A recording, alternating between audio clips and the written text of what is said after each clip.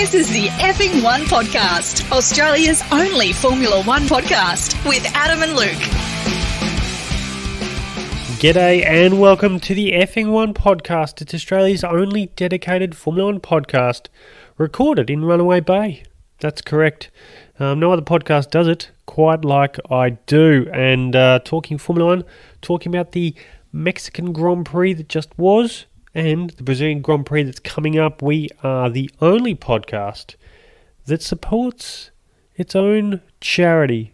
It's run, it's organised, it's fundraised. It's also just getting on the streets and getting down and dirty with handjobs for the homeless. If you would like to go down to your local homeless shelter, by all means, check them out. Go down.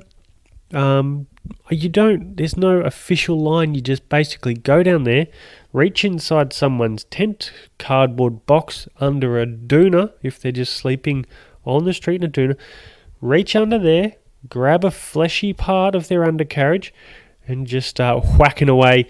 And trust me, you'll get some surprised looks. But when they see the determination and friendliness in your eyes, you just want to help and you just want to give them a good, quick release. They will be more than happy to share a beautiful moment. Try not to make too much eye contact, by the way. They will form some kind of an emotional bond if you do that. So by all means, just have an eye away, but an eye on them, if you know what I mean. That's Handjobs for the Homeless. That is what this podcast is about. Raising awareness and getting down to the local homeless shelter and letting a load off for our friendly downtrodden. That's what this podcast is about. We're also about Formula One, talking shit about Formula One. Our fantastic producer Pete, he's on the dials. He's actually in his bedroom at the moment. He's actually got the soundproof booth going on in there. He's tweaking the dials, making sure my levels are fine. If I'm going too hot or too cold or wherever I'm going, Pete is on the dials, making sure that it sounds good for your ear holes.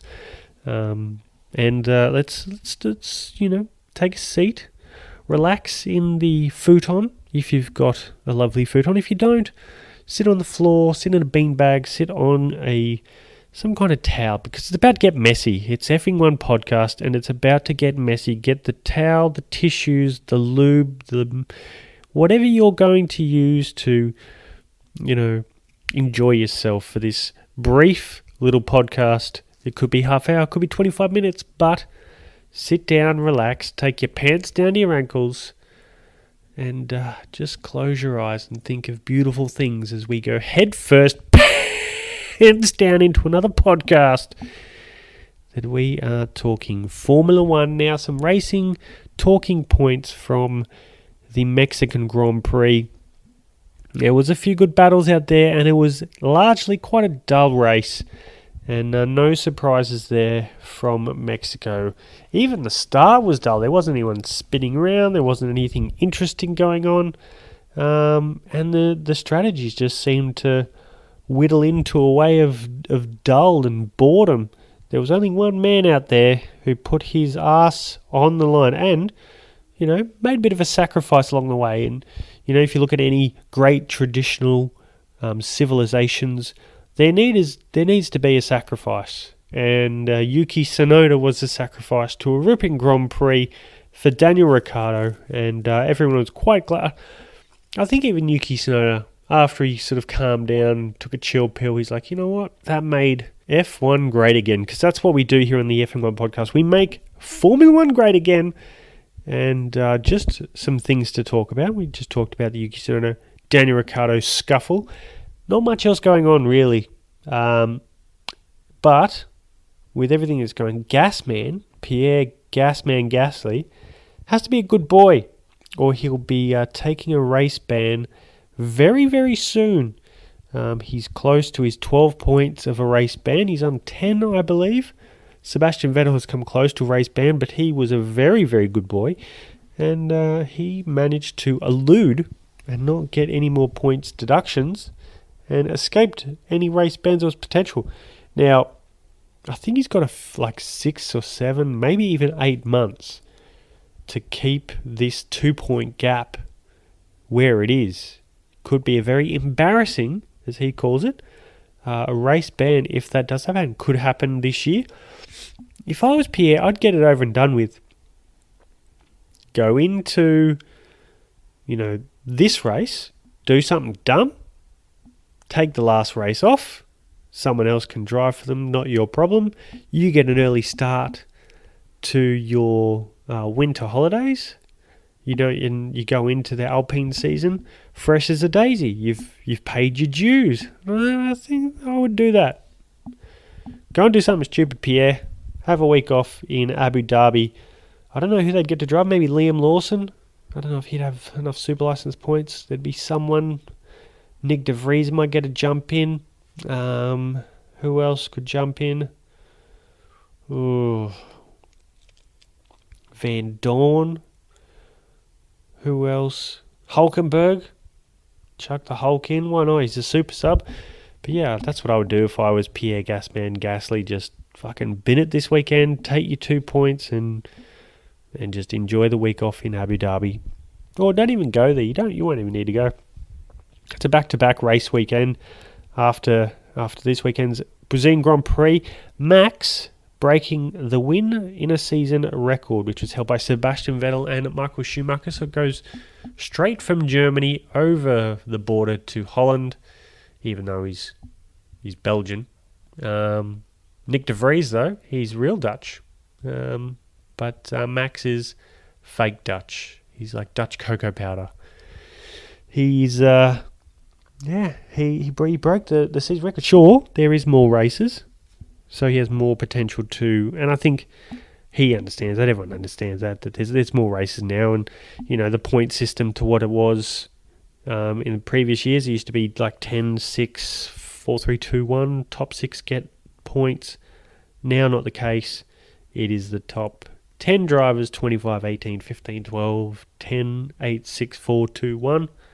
They really don't like odd numbers, except for a couple there, but I think, it's a significant achievement, Max breaking the win in a season record. And he's also decided to boycott Sky, which I believe lasted about one race. I think he's done an interview with Paul di Resta, and they talked about midgems. I'm pretty sure that's what happened this week. So his boycott of Sky, I think he just wanted to get out that he doesn't like Ted Kravitz and doesn't like Crofty. And you know what? I very, very rarely ever agree with Max Verstappen on anything. As we all know, Max Verstappen, he can get on my goat. He's not the goat. I said he gets up my goat. My poor goat in the backyard. Max is... he's a bit full of himself. We all know that. But he is a double world champion. Deserved? I would say so. Did he have, a fortunate outcome towards the end of last year? Of course he did. Did he have some unfortunate outcomes throughout the year? Of course he did. Did Nico Rosberg have some fortunate happenings when he won his championship? Of course he did. Lewis in Hamilton was well in the lead in the Malaysian Grand Prix, and, his engine just blew up. These bad things happen. Bad circumstances happen. It could happen. If it happened at the start of the year, no one would be thinking about the Abu Dhabi Grand Prix. The fact that it was a finale, shit hit the fan. Lewis has 7. Has the potential to get 8. Not in this year's car. It's a piece of shit. Mercedes have apparently said, yep, we know what the problem is. Even though Lewis did say at the start of the year, my team don't make mistakes. I think the car they made at the start of the year was a bit of a mistake. Just quietly. But yeah, Max boycotted. Didn't like the way Ted Kravitz keeps saying that, Max doesn't get a championship on merit because there's always a cloud of, he didn't deserve to win last year, even though he was the points leader for a fair chunk of it, and then he had a bit of, Azerbaijan, his tyre exploded, and there's a few other instances, accidents. You look at Silverstone, you look at Monza. Both drivers, one has their own hand up in the air. They'll never admit it, but we all know who was at fault for those ones. One was Max, one was Lewis. racing incident? I don't believe so. None of them were racing incidents. They both just drove each other off the road. Max did it in Monza, and Lewis did it in Silverstone. He didn't hold back. He wasn't alongside, and he punted him into the wall for a very, very hard impact. What happened? We all know. Not going to talk about it, but looking forward, and then with Red Bull's breach, a fair chunk of their money has been overspent on the salary cap.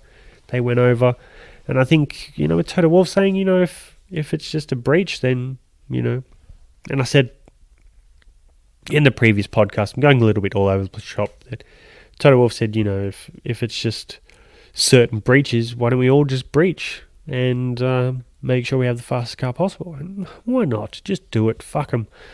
FIA are toothless. They've given, a $7 million fine? Red Bull would be like, yeah, that's fine. That's fine. They have a reduction of CFD and wind tunnel. Sure, that's... What's that going to do? Really? Are they going to go, no, we lost a bit of time in the wind tunnel? Okay. Alright, we'll still win. Red Bull have, I think they need to, as I said in the previous podcast, you need to have a set of rules laid out with penalties. If you spend over this much, guess what? This is your fine. You could get excluded from the championship. You could have points taken off your current championship. Imagine if they said, all right, we found that you have, so now Max Verstappen, you are 10 points behind Charles Leclerc now, with a couple races to go. You could say it's not the driver's fault. It's not the driver's fault. It's the team's fault. And it's not just a construction point, because the constructors make the cars go quick, so therefore the driver goes quick. And the driver does have an advantage, especially in development and research, because that's where the money's going to be spent on to make the cars go faster. Now you look at Ferrari, they've spent a lot of time and money making their car go slower. And they've done one hell of a job of it this year. But Red Bull decided to put their money, and so did Mercedes, put their money in a place where it would make their car faster. So congratulations to them. They've both gotten a little bit quicker throughout the year. Ferrari have gone backwards. But I think we need to look at, Ted Kravitz has a point. Do I think it's fair? No. There is always versions of championships that are close, that are tight, that could have gone either way. When you think about the what-ifs, when you look at a whole season, when you look at, Hamilton's first championship win came after Spygate, where McLaren got fined $100 million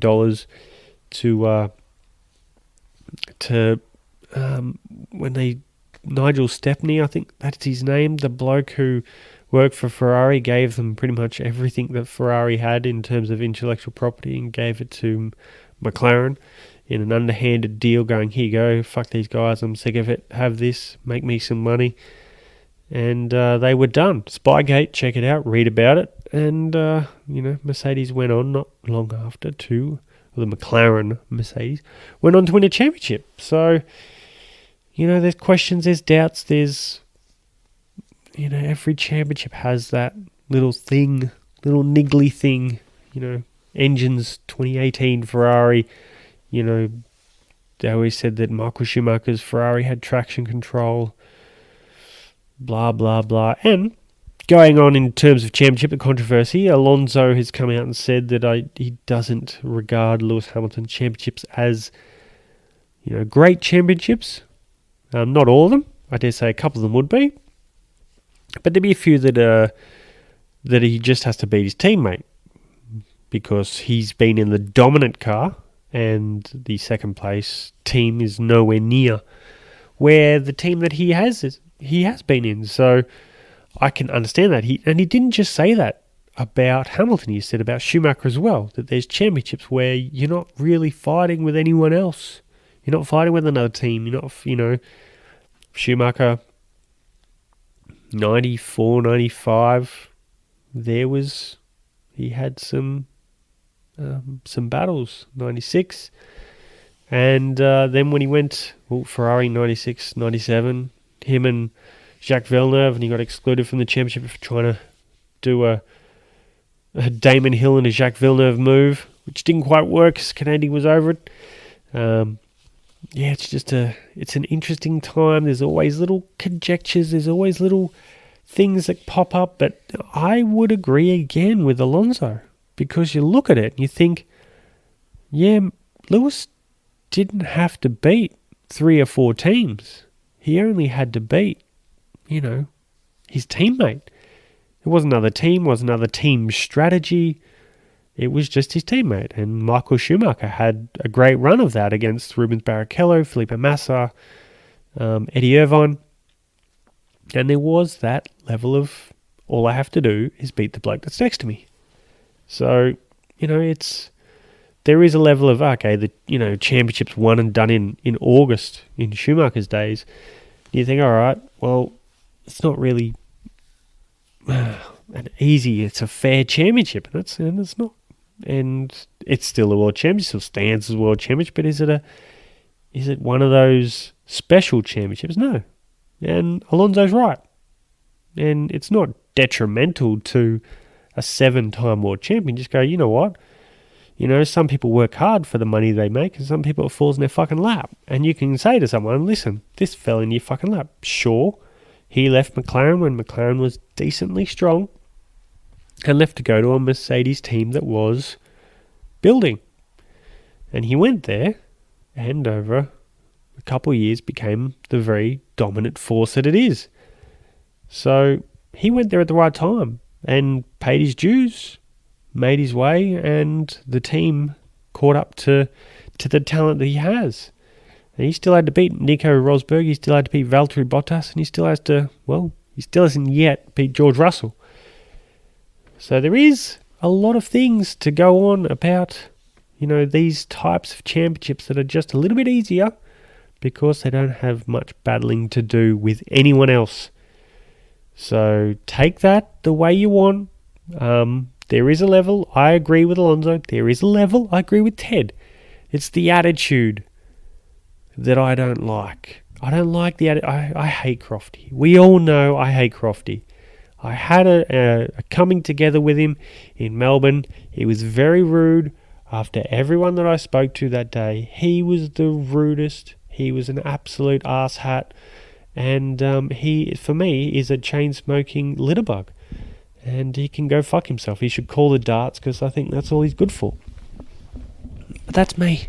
That's me in my little tete-a-tete with the voice of Formula One, who everyone seems to love the sound of his voice, and I just want to punch the TV. Now, Ted Kravitz, love Ted, have all the time for Ted, but there is that level of just... But what do we know in the world of the United Kingdom, of Britain, of England? That the Poms are a bit of a whinger. They've always been whingy, and that's just all it is, because it's not going their way. It's not going the way, so therefore they're going to have a whinge. And that's what they do so well. They whinge. They've got warm beer. They can't help themselves. They live in a dreary part of the world, which is grey most of the time. And guess what? They're going to whinge about it. Instead of moving, going somewhere else, going somewhere nicer, they're going to just sit and whinge, because that's what they do. So understand that some people are whingers. And I love Ted. He gives great insights, but I think there's a bit of sour grapes mixed in there that I think these British TV presenters need to fucking get over themselves. You had a lot of good time, and now it's time to just appreciate what and how good someone is driving and how good Red Bull Racing is. So congratulations, Max, breaking a record. He'll probably break it even more. With 2 more races to go. Daniel the personality Ricciardo is back. Well, for a race. Great drive, great alternate strategy, and I highly recommend it. If anyone wants to go for a strategy, if you become a strategist in a Formula 1 team, just say, listen, we're going to give you some soft tyres towards the end of the race. Hold on for as long as you can. do a decent job, keep the tyres underneath you, and then we're going to give you some fresh boots till the end so you can go and fuck shit up. I'm quite surprised that Mercedes didn't do something like this. Even split it. Go, hey, we're going to try this. Were you okay with trying this? Because those Mercedes drivers, you ask them, what do you want to do with tyres? Because whatever we seem to give you, you're going to complain about and say that we should have done this. So, Captain Obvious and what was the other one? Captain Afterthought. Like, oh yeah, we should have done that. Just how about you make the call as a driver, override your team, say, I'm going to come in, let's extend, tyres are feeling good, we'll extend, we'll do a Daniel Ricciardo, we'll wait, we'll put some fresh boots on, we'll race through the field. We didn't do that. Team said what they said, and of course, what do? They complain, can't get heat into the tyres, these tyres aren't fast enough. Whingy fucking whinge. Well, just shut up. They're British drivers. They can have a fucking whinge. They're very good at whinging. But at no point do they just seem to go, you know what? Go aggressive. Go aggressive on your strategy. You kept going, oh, their tyres are going to fall off. You saw from other teams and how far they push those mediums. They're going to be fucking fine. And they were. No surprises. So, give yourself an opportunity to race hard. Don't put hards on at the end. Go hard fast and then go softer. Don't go hard at the end. You're a sitting duck. It's just, it frustrates the shit out of me, as you can tell. So yeah, stop complaining. Take your mediums. Guess what? Pop some softs on, but you didn't. So shut up, Mercedes. Shut up. Lewis and George Russell, put your toys away. Stop throwing them out of your fucking car. And just be men about it. You know what? We didn't make the right decision as a team. And maybe we need to relook at your run patterns. Surely in practice you would go, and you know what? These tyres can last X, Y, Z. Pretty consistent weather over the Mexican Grand Prix weekend. There was hint of rain which never came. So you could just deal with it. But Brits be Brits, they be whinging. Right, up next, I'm talking about ideas that can make Formula 1 great again. Now, one of the journos, I think it was motorsport.com, said that the reverse grid, one journo said that they're messing with the pinnacle of motorsport when using the gimmick of a sprint race. So his idea is to have a reverse grid race. So you qualify, and then on Saturday you have a reverse grid race. Mate, they have a reverse grid race every time. They have engine panels that hand out. Now, it's probably happened like twice, where a driver, a lot of like 3 or 4 drivers will go to the back of the pack and then have to storm their way through. And they storm their way through with relative ease. There's some cars in the middle that won't get past other cars. Like, you're not going to do a reverse grid at Monaco. You're going to do a reverse grid at some kind of stupid track that you can easily overtake, and it won't be much of a battle unless, someone does a Lance Stroll Alonso move and pull out and they make a mess of each other. So when you talk about, let's not, mess with the pinnacle of motorsport. Let's not mess with the traditions of the sport, and then you just say, let's do a whole reverse grid. Don't be dumb. The sprint races are a decent idea. They're trying something, and it seems to work. Would Lewis Hamilton have won last year if it wasn't for the sprint race? Probably not, because it had a chance to... He got up to 5th. Fantastic job. One of his best drives, and I'll talk about that soon. But then the grid resets, and now he's just 4 grid spots behind him. When the race restarts, he's not 20, 30 seconds behind him, trying to catch up. So sprint races have been good. There's been action. There's been something different. I'm looking forward to the sprint race this weekend. But the race I'm giving for the Mexico Grand Prix, I'm giving a rating 5.5 out of 10. It was generally quite dull. Daniel Ricciardo bumping Yuki Tsunoda off was very interesting. And his little race towards the end, he was really the only thing that was going on out there. So yeah, 5.5 out of 10. Probably 10 out of 10 for Ricciardo, but in terms of just overall a whole race, it's pretty dull. Mercedes didn't really have much of a save to Verstappen on the hard tyres. The gap just kept getting bigger and bigger and bigger. No point did the Mercedes drop off. All Verstappen had to do was manage his pace till the end of the race. Easy peasy. Done. He's very good on his tyres. He can make them last. And there really wasn't much attacking going on from behind.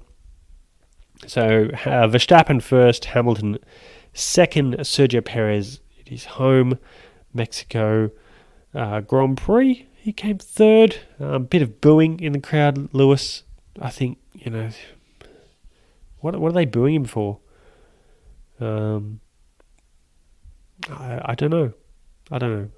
He has been less of a pretentious twat.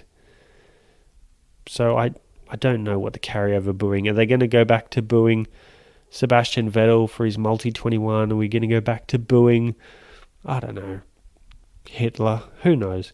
Green Award. Now we're going into the awards. The awards we hand out for each Grand Prix. Each driver earns their award. We've got the Green Award, which is it's about lowering your carbon footprint, thinking about the environment, saving fuel, saving tyres.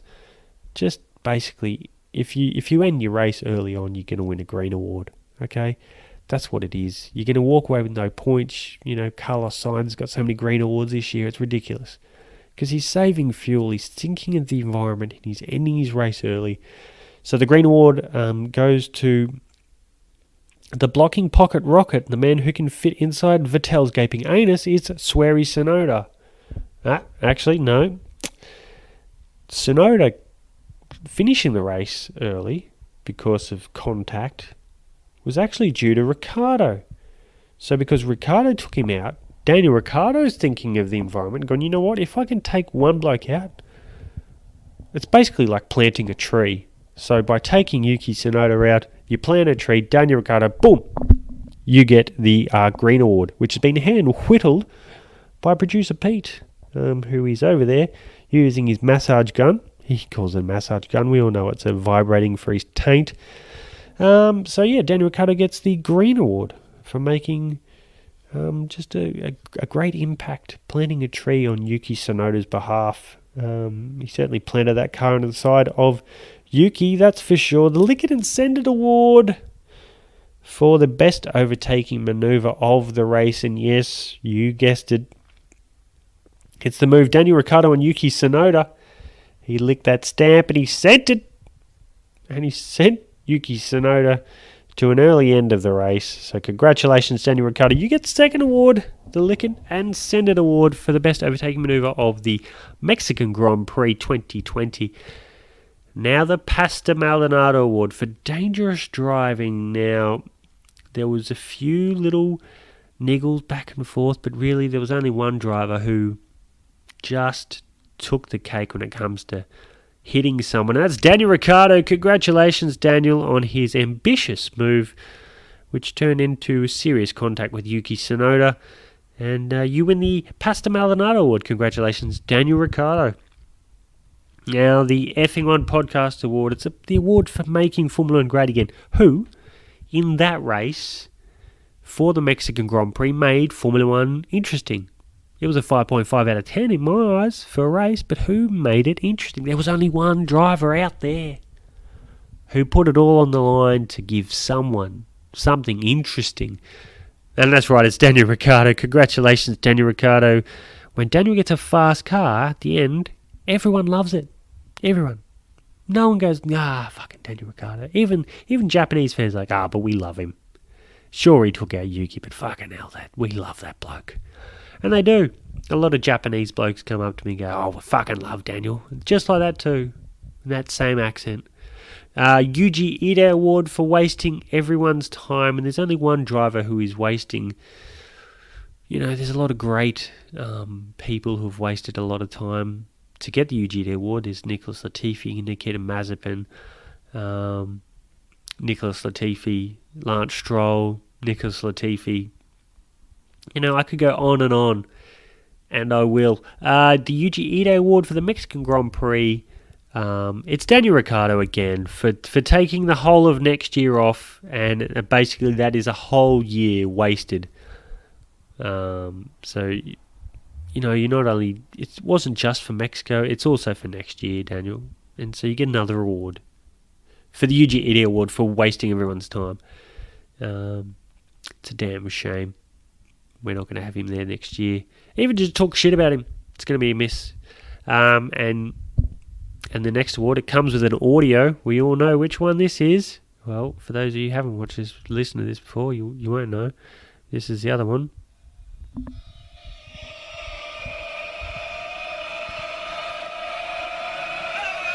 Here it comes.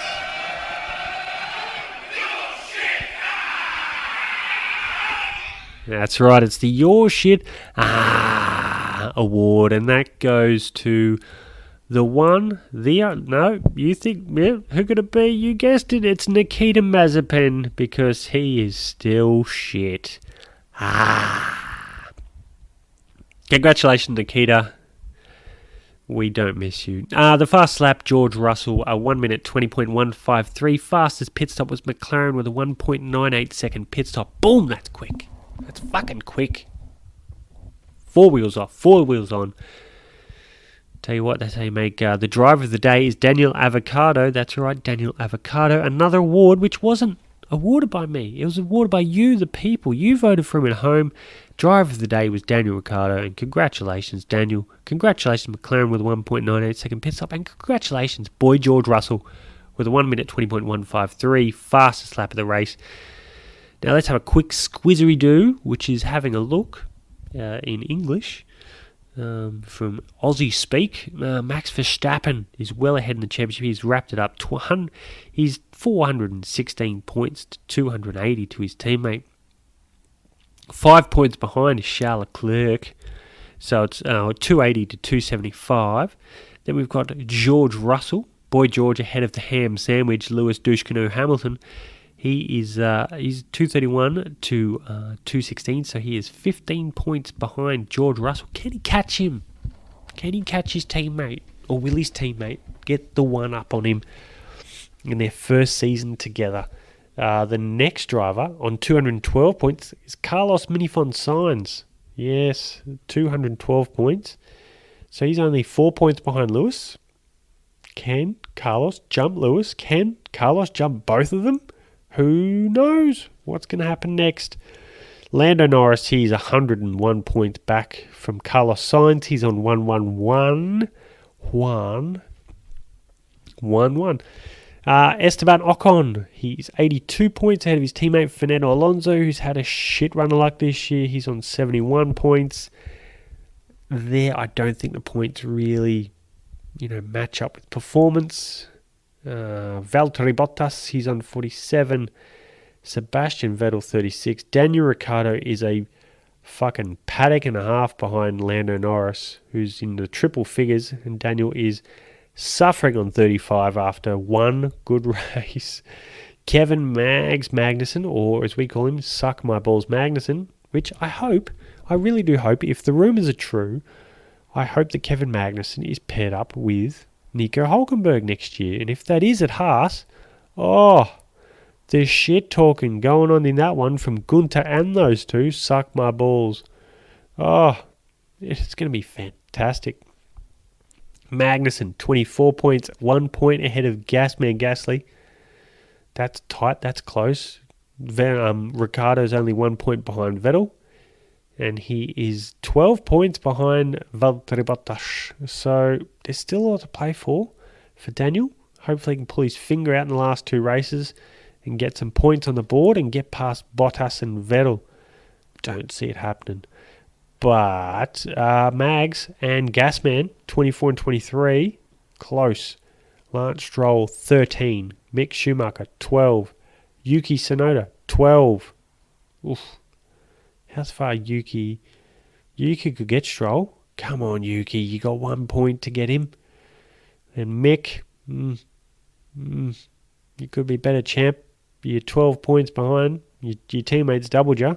Not quite the deficit that Daniel Ricciardo has, but still, 24 points, 12 between the Haas boys.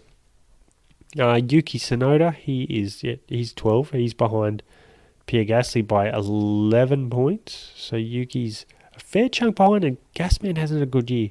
I don't rate him this year. Hasn't done well. Zhou Guan Yu, he's on 6 points. And his teammate, he is on 47. So Zhou, I don't know how you got a ride for next year. I mean, you've had a little bit of bad luck with some reliability, but so has Bottas. But yeah, that's a big deficit. Even though it's your rookie year, they must be raking in a lot of money with you, champ. Alexander Albon, 4 points. Nicholas Latifi, 2 points. Nick de Vries, 2 points. Nico Hulkenberg, 0 points. Championship in terms of constructors, Ferrari 487, Mercedes 447. Now the next one is Alpine and McLaren 153 to 146. Closer even Alfa Romeo, Aston Martin 53 to 49. So only 4 points between those two. Haas is only 1 point ahead of AlphaTauri, and Williams is shit and dead last. Now the tips, we have a tipping competition for the podcast. We have a few listeners chime in. You go to the pinned tweet on Twitter. You join in and see there's a couple links there. One is for qualifying. You make all your tips on quali. So you make your quali tips before qualifying. So the tips are for quali, not for the sprint race. Sprint race in my tipping world doesn't exist. So we're looking at just the tips for quali and the race. It was some mixed results. I think there was some drivers that didn't do quite well that we thought would. But the low score was Pete and Cliff all on 11. Then Pat got 13. Jim and Luke, myself, got 14. I closed the gap to Pat by 1, but still 3 behind Jim. You smart son of a bitch. I threw a few haymakers in there, a few haymakers in regards to Yuki Tsunoda doing one. He got me for one, and then he fucked me over in the race. And I was thinking about doing Daniel for the race too. I'm like, I just got to throw, but I'm like, I need that Lando Norris point. But with everyone picking Lando Norris, you're really not gaining a point. So I should have went with Daniel, but I didn't because I wasn't expecting him to do what he did. So still 3 points, 2 races left. Oh, it's getting tight. It's tighter than a nun's vagina. All right, the third championship. Now this is the only championship that's still going, that still matters, that still has points on the table. Dicks are out. It's a measuring competition. Latifi is 23 points ahead of Swery Tsunoda. Latifi can wrap up the third championship at the end of this weekend if he is as shit or more, 3 or more points shitter than Swery Tsunoda. So it's all still to play for. Tsunoda has jumped up in the third championship standings from the previous race. So the third championship is the reverse championship. So if you get 25 points, Max Verstappen gets for a win. The person who gets dead last gets negative 25 points. And the construction and the championship points go in negative because you're below the top 10. Below the top 10, you get no points in the FIA, the Formula 1 world. But for the Formula 1, for the F1 podcast, you get negative points in the third championship. So Latifi's ahead, Nicholas Latifi, on 209 negative points. Swery Tsunoda, 186 negative points, and it's close for third. You've got Junior Schumacher, he's on 156, and the Great Wall of China, Zhou Guan Yu, on negative 154. Suck My Balls Magnussen, 138. TIE Fighter, 131, and everything else is pretty spaced out. No one's in a real battle. We only really care if Latifi can wrap it up. I think for a consecutive, maybe 3 championships out of the last 4, maybe 2 out of the last 3, because Nikita Mazepin's no one's shitter than him. And that wraps up the Mexican Grand Prix. We are heading to Brazil, the Autodromo Jose Carlos Pace. I don't know if they should say his name. But the Interlagos track in Brazil, the first Grand Prix was in 1973. The circuit length is 4.309 kilometres, 71 laps of this go-kart style track. It looks so much fun. Race distance is 305.879 kilometres. The lap record is 1 minute 10.540. Now the tyres for this weekend are the C2, C3 and C4. That's Peter Flushing. feels like Married with Children. He's the Ted Bundy. Al Bundy? He's a bit of a Ted Bundy as well. He likes his meat. Negative 2 degrees on the rear tyre, negative 3.25 degrees on the front tyre. Front PSI is 24 PSI and 22 PSI on the rear. That's pounds per square inch of tyre pressure on the rear. Looking forward. See, that's the only reason you tune into this podcast, is to hear about what the tyres are doing for this weekend. The weather for this weekend, you've got Friday, chance of rain 40%, 18 to 27. Saturday, 18 to 26, chance of rain 60%, chance of thunderstorms. That's going to be interesting for the sprint race. And Sunday, race day, another cloudy day expected with showers and wind expected in the afternoon. Race around 25 degrees Celsius, again 18 to 27, chance of rain 60%. It's going to rain. It's going to make it interesting. Now, here are the race times. I'm going to give you 2 race times. One of the race times is for the sprint race. Now, the sprint race will be on the Saturday. For us here in Australia, in our part of the world, it will be Sunday morning. And then the race will be on Monday morning, the real race. So the sprint race is 8:30 a.m. Sunday for Auckland, New Zealand, Melbourne, 6:30 a.m. Nerang, and the Gold Coast, Brisbane. The fair state of Queensland is 5:30 a.m.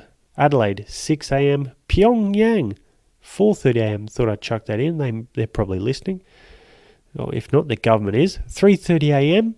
Perth, Kathmandu, 1:15 a.m. Now, Saturday night. Saturday night? Yes, Saturday night. 11:30 p.m. Helsinki, 9:30 p.m. Stockholm, 8:30 p.m. London, 7:30 p.m. Why half hour? It's annoying.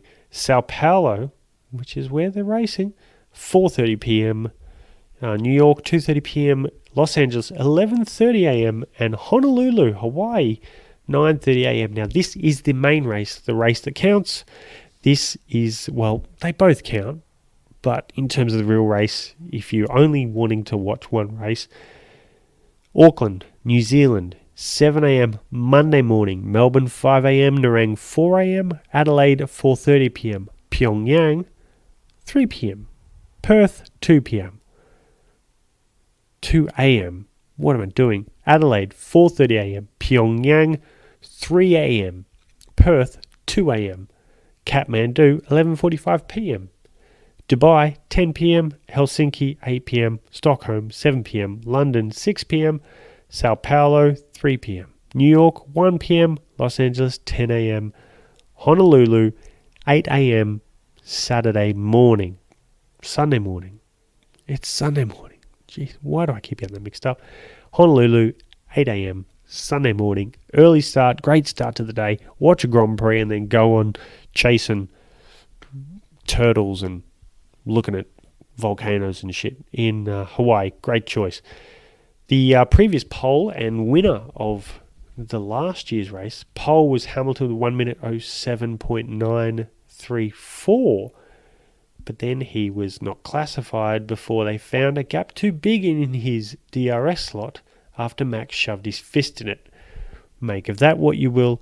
Verstappen then was from pole, Bottas and Perez. Hamilton started 20th, finishes 5th in the sprint race. The race win was Hamilton, Verstappen, Bottas. Great battle with Verstappen. Verstappen, of course, pushed Hamilton wide because he's an arsehole and he got away with it. And I think even the Ferraris clashed. Dumb move, not smart. I think it was Vettel and Leclerc touch wheels. and it was Vettel who can't drive in a straight line. Hit his teammate. Not the first time that's happened. That's right. But for me, one of Hamilton's finest drives that last year, for where the championship was, what he needed to do, he needed to win this race, to come from a non-classification in qualifying where he got pole. His letterbox opening slot in the DRS was, I think, 1 mil or 2 mil too large. I think Verstappen got a slap on the wrist, a financial penalty for touching Lewis's car. Don't touch it. Don't touch him.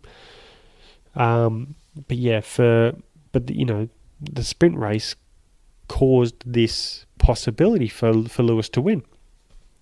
The sprint race made it interesting for the championship, because I don't think that maybe, unless there's a safety car that's going to kind of reset the field, or a red flag that's going to reset the field, having a short sprint race, make up as many places as you can, and then when the race really continues, then you have that opportunity to go forward even more with everyone back to within touching distance at the start. So the sprint race definitely helped, made a little bit more drama, and made the story even better. But I do think this is one of, Hamilton's had some great drives in Brazil, just like Sebastian Vettel did in one of his championship winning years, where he got spun on the first or second corner, and he made his way through the field to get into a championship position where he was close to wrapping it up, or close to actually going into Abu Dhabi and beating Mark Webber and Fernando Alonso to that championship. Great track, great people, but if you go there, watch your stuff. It might get stolen. So, local food, this weekend I'm going to be eating a fuck ton of meat and something that'll give you explosive diarrhea. You just have too much meat. You just shit your britches. Speaking of meat, if you need some meat in your life, hit up Producer Pete's company. Nobody beats Pete's meat. Tender, juicy, succulent meat.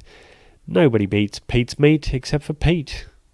So enjoy the Brazil Grand Prix. Enjoy the race, the sprint race, everything that's going on this weekend. I'm pumped. I'm excited. It's 2 races to go. Who's going to win the third championship? Tune in and find out next time on the podcast. Cheers, cunts.